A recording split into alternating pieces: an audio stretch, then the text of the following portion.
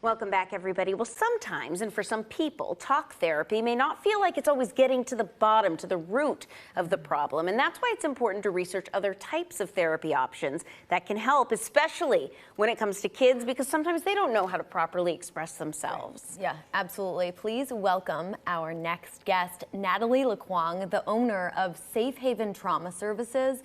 You specialize in many modalities that we may never have heard of. Talk about those.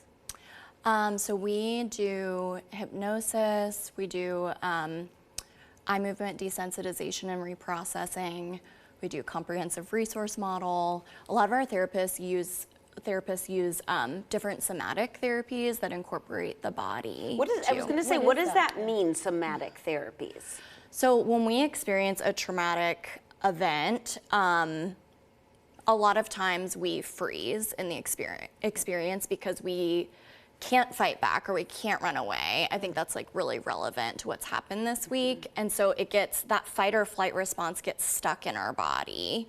And so we can see that kind of come out in different behaviors. And so if we're using a somatic therapy, we're helping clients to kind of notice where it's held in their body and release that fight and flight response that needs to come out. Wow, that's interesting. Now, something else that you say is really important is kind of being easy with the approach or gentle with your approach, and you guys specialize in that.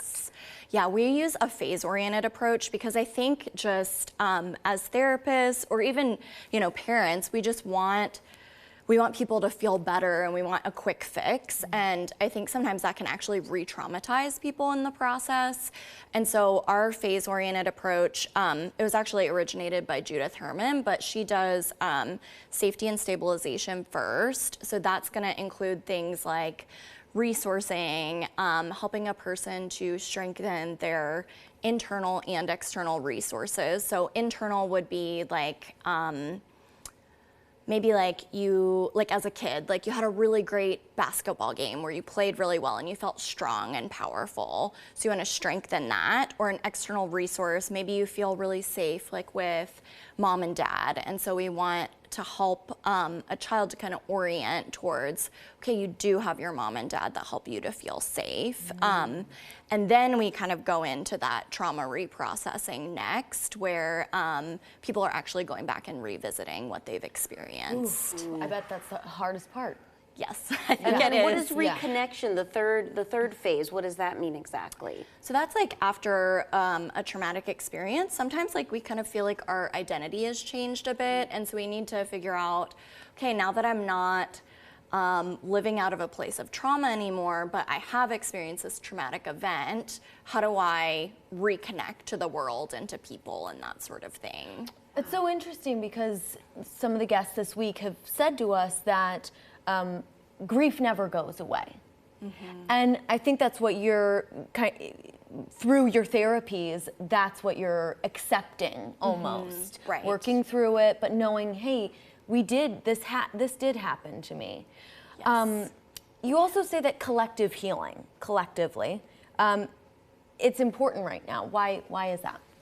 So this, the shooting was an experience that happened to a bunch of kids, teachers, staff, that sort of thing. And so it's so helpful to heal in community with other people who have gone through a similar experience.